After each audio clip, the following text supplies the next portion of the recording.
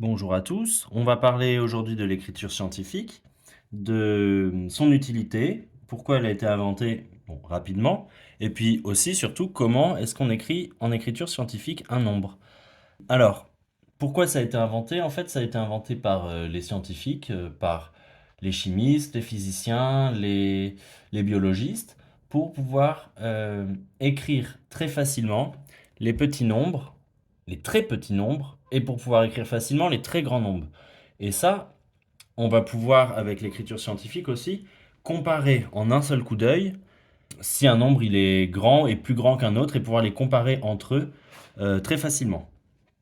Donc, bon, on va reprendre donc le cours. L'écriture scientifique, très proprement, c'est écrire un nombre sous cette forme.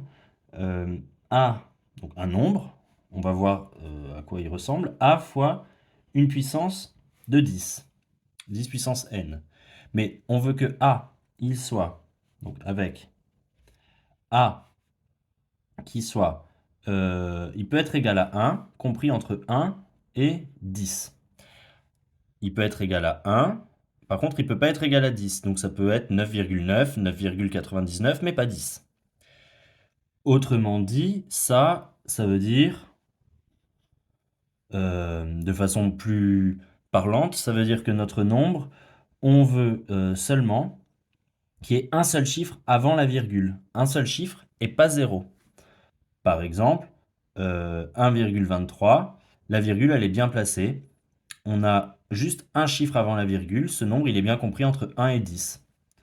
On peut prendre 1,0, ça, on a le droit de l'écrire pour pouvoir ensuite écrire en écriture scientifique. Et on peut prendre ça aussi, si on veut. Voilà. Par contre, je ne peux pas prendre 10. La virgule, quand j'écris 10, la virgule, elle est là. Ça, je ne peux pas le prendre si je veux faire de l'écriture scientifique. Donc ça, c'est les conditions sur A. Et puis n, eh ben, n, il faut que ce soit un nombre entier. Entier relatif. C'est-à-dire un nombre entier relatif, c'est-à-dire 0, 1, 2, 3, mais on a aussi le droit de prendre moins 1, moins 2, moins 3, etc., comme on a vu. Euh, je reviens pas sur le fait que 10 puissance, enfin, que multiplié par 10, ça décale la virgule d'un rang. Je vous le dis, voilà, je vous le dis à l'oral.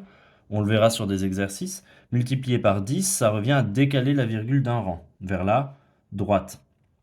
Par exemple, 3,4 fois 10 puissance 1, donc fois 10, ça décale la virgule et elle arrive du coup la virgule après le 4 et ça fait 34. Bon. Euh, Inversement, si je multiplie par une puissance négative, par exemple 73 fois 10 puissance moins 2, je rappelle que 10 puissance moins 2, en fait, ça, c'est égal à, par définition, 1 sur 10 puissance 2, mais donc c'est égal aussi 1 divisé par 100, donc 0,01. Bref, tout ça, ça revient en fait à diviser par 100.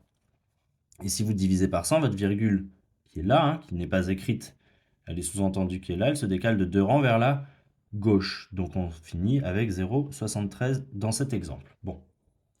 Voilà, donc l'écriture scientifique, on veut cette forme. Comment on procède? Le plus simple, c'est de faire avec des exemples. Si par exemple, je veux écrire 358 en écriture scientifique, je dois placer ma virgule au bon endroit. Donc le bon endroit ici, c'est entre le 3 et le 5, comme ça j'ai un seul chiffre avant la virgule. 3,58. Bon, mais ça c'est faux. Il manque quelque chose. Moi j'ai décalé ma virgule, et je peux pas la décaler comme ça gratuitement. 358, c'est pas égal à 3,58. Donc en fait ici, il faut équilibrer, si on veut, en multipliant par une puissance de 10. J'ai envie de redécaler, parce que si je veux avoir 358, c'est 358 mon nombre de départ. C'est pas 3,58, c'est lui mon nombre. Si j'écris 3,58, en fait, il faut que je redécale ma virgule de 2 rangs, vers la droite, pour retrouver 358. Pour décaler ma virgule de, 3 rangs, de 2 rangs vers la droite, pardon, il faut donc que je fasse à la puissance 2, que je multiplie par 100. Mais je dois l'écrire sous forme de puissance. Donc ça, c'est l'écriture scientifique de 358. Faisons-en un autre, 0,071. Si je veux l'écrire sous forme d'écriture scientifique, ma virgule, je dois la mettre... J'ai pas le droit d'avoir un 0 devant. Donc, il faut que je la place à un autre endroit, ma virgule, pour avoir juste un chiffre qui vaut pas 0. Donc, je vais la placer entre le 7 et le 1. Mais c'est pas ça mon nombre.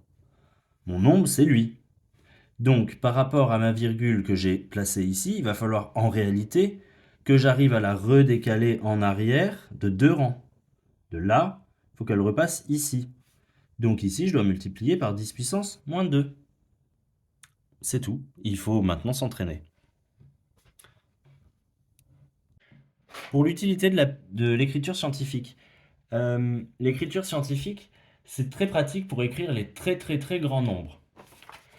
J'ai fait un petit calcul et j'ai trouvé que alpha du centaure,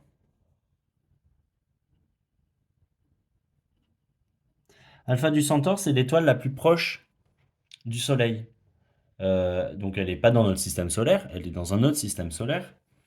Et donc c'est la plus proche, et pourtant c'est déjà très loin.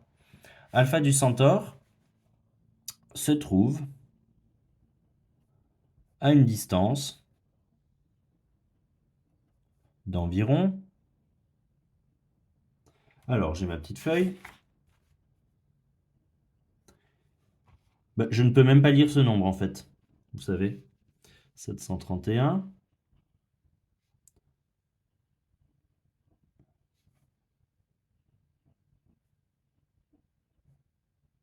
mètres. Donc en kilomètres, ça en fait 1000 fois moins.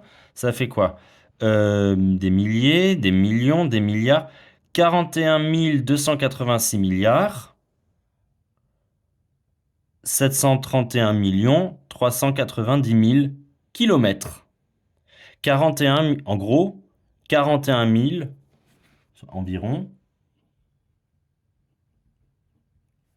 41 286 milliards de kilomètres. C'est immense. Quand j'ai fait mon calcul à la calculatrice, en fait, elle m'a pas écrit ça, hein, la calculatrice. Elle m'a écrit ça. 6, 731, 3, 9 fois 10 puissance 16. C'est ça qu'elle m'a donné la calculatrice. Et si on arrondit, parce qu'à la limite, tout ça, il y a beaucoup de valeurs, de chiffres là qui ne me parlent pas, je pourrais presque l'arrondir à dire que ça, c'est environ égal à 4 fois 10 puissance 16 mètres. Voilà la distance qui sépare. Et donc ça, c'est quand même beaucoup plus clair, beaucoup plus évident de voir que c'est un très grand nombre. C'est un très grand nombre parce que la puissance, c'est puissance 16. Ça veut dire que la virgule, elle se décale de 16 rangs. Il y a 16 zéros derrière ce 4. Donc voilà l'écriture scientifique pour les très grands nombres. À quoi ça sert donc? Et pour les très petits nombres, on aurait une puissance négative. À quoi ça sert aussi? Ça permet de comparer très très vite des distances ou des longueurs, enfin des nombres. Regardez, si j'ai mon 10 puissance 16, ou même j'ai mon 4 fois 10 puissance 16, c'est déjà très très loin. Si j'ai une autre étoile qui se trouve 10 fois plus loin qu'Alpha du Centaure, 10 fois plus loin, donc c'est déjà ça c'est immense, donc 10 fois plus loin, c'est immensissime, en fait ça n'a même plus de sens tellement c'est loin pour nous. Si je prends quelque chose de 10 fois plus grand, ici, on peut regrouper avec l'écriture puissance et ça donne 4 fois 10 puissance 17. Donc pour quelque chose de 10 fois plus loin, en fait, il y a juste ce petit 16 qui se change en 17. Mais en quoi c'est pratique? Parce qu'en fait, quand on fait des comparaisons, on regarde même pas ce qu'il y a devant. Ça, je regarde pas vraiment. Je regarde, on appelle ça des ordres de grandeur. Je regarde ça. Je regarde, et même plus particulièrement, ça. Cette distance, elle est 10 fois plus grande que celle-là. Environ. Alors elle est vraiment exactement 10 fois plus grande. Mais même si j'ai ça, 5 fois 10 puissance 16, c'est environ...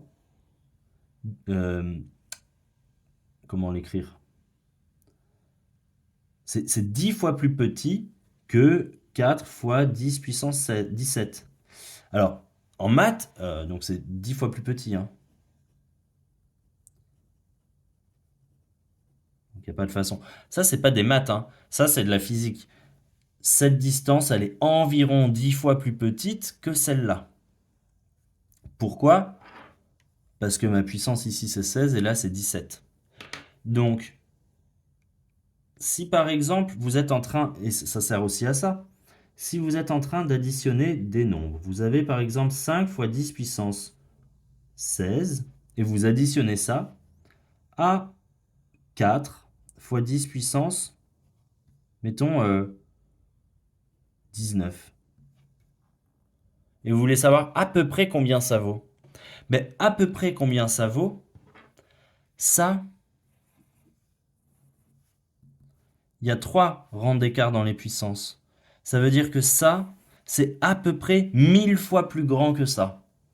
Donc en fait, à peu près, ça,